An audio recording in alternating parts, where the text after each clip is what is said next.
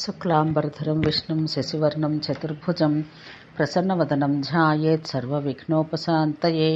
స్వధాదేవి జన్మ మరియు పూజా విధానం. శ్రీ నారాయణుడు ఇట్లు పలికెను, ఓ నారద, నీకిప్పుడు స్వధా చరిత్ర చెబుతాను. ఇది పితృదేవతలకు తృప్తిని కలిగించును, శ్రాద్ధ ఫలం పెంపొందించును. సృష్టి ప్రారంభాన బ్రహ్మదేవుడు పితృగణాన్ని సృష్టించెను. వారిలో నలుగురికి శరీరం ఉన్నది, తక్కిన ముగ్గురు తేజోరూపులు. బ్రహ్మదేవుడు ఈ 7 పితృగణాన్ని సృష్టించి వారికి శ్రాద్ధ తర్పణ పూర్వకమైన ఆహారం సృష్టించెను. తర్పణాంతమైన స్నానమును, శ్రాద్ధాంతమైన దేవతా పూజను, త్రికాల సంధ్యాంతమైన ఆహ్నిక కర్మను బ్రాహ్మణుడు చెయ్యాలని వేదాల్లో కలదు. త్రిసంధ్యాకాలమునందు శ్రాద్ధాన్ని, తర్పణాలను, బలిని, వేద పఠనం చేయని బ్రాహ్మణుడు విషం లేని పాము వంటివాడు. శ్రీహరి సేవ చేయక శ్రీహరికి పెట్టిన నైవేద్యం తినని బ్రాహ్మణునికి చనిపోవు వరకు సూతకం ఉండును. అందువల్ల అతడు వైదిక కర్మలు చేయుటకు ఏమాత్రం అర్హుడు కాడు.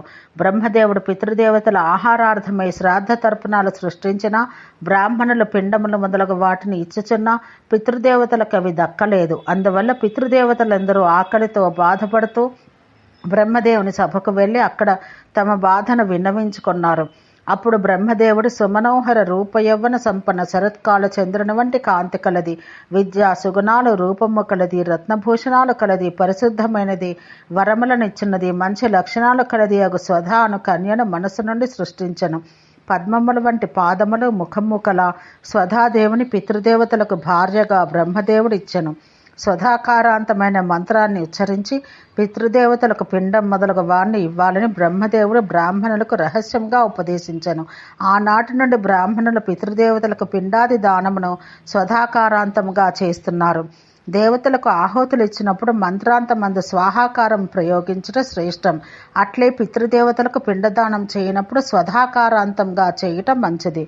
దేవపితృ యజ్ఞములందు దక్షిణ తప్పక ఇవ్వాలి. దక్షిణ లేని యాగం సఫలం కాదు.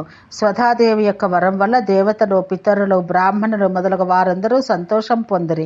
ఓ నారద, ఇంతవరకు నీకు స్వధాదేవి చరిత్రను చెప్పి తిని, ఇంకను నీవు వినవలసింది ఏమైనా ఉంటే అడగము అని నారాయణుడు అడిగెను.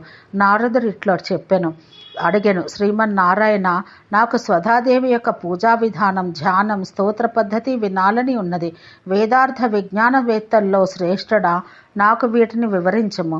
శ్రీనారాయణుడు ఇట్లు పలికెను, ఓ నారద, స్వధాదేవి ధ్యానం, స్తోత్రం వేదాలలో చెప్పబడింది. అది నీకు కూడా తెలియను. అయినా జ్ఞానవృద్ధికై తెలుసుకునదలిచితివి కావున చెప్పుదను. శరదృతువులోని ఆశ్వయుజ కృష్ణ త్రయోదశి నాడు లేక మఖా నక్షత్రం నాడు కానిచో శ్రాద్ధ దినాన స్వధాదేవిని పూజించి శ్రాద్ధాన్ని ఆచరించాలి.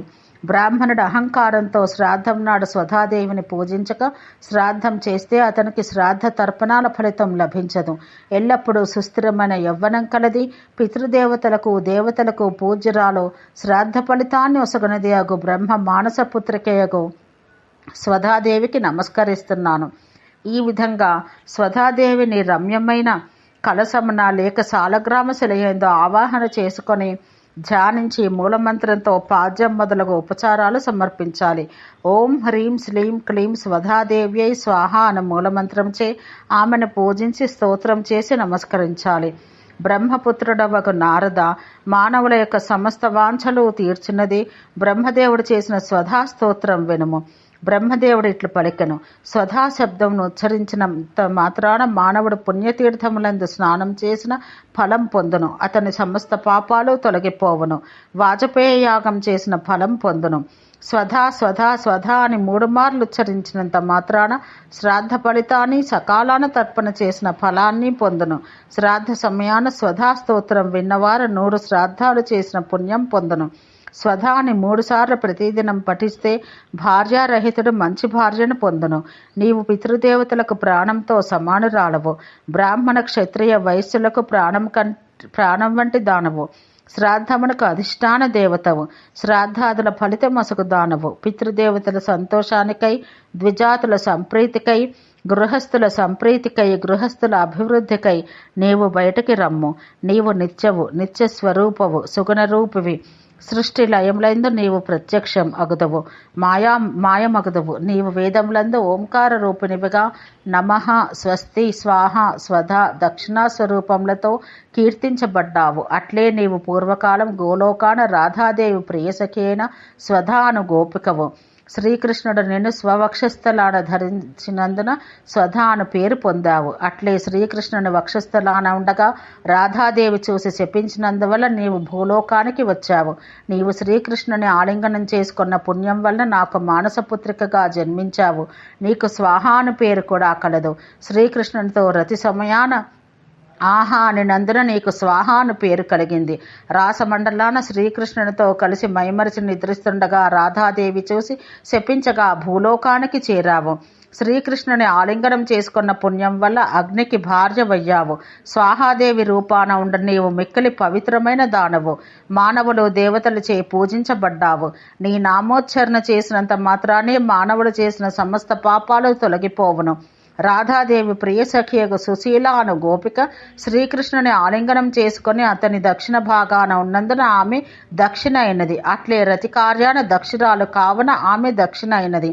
ఈ విధంగా శ్రీకృష్ణ పరమాత్మ యొక్క ఇచ్ఛ వల్ల మానవుల కర్మలను పూర్తి చేయుటకు స్వధ, స్వాహ, దక్షిణ అను ముగ్గురు గోపికలు భూలోకాన జన్మించారు. బ్రహ్మదేవుడు దేవతలతో పితృగణంతో ఈ విధంగా పలుకుచున్నప్పుడే స్వధాదేవి అక్కడ ఆవిర్భవించింది. ఆమెను బ్రహ్మదేవుడు పితృదేవతలకు ఒసగగా వారు సంతోషంతో వెళ్ళిపోయిరి.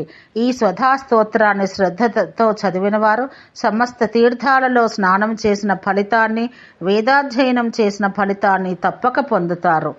ఓం శాంతి శాంతి శాంతి.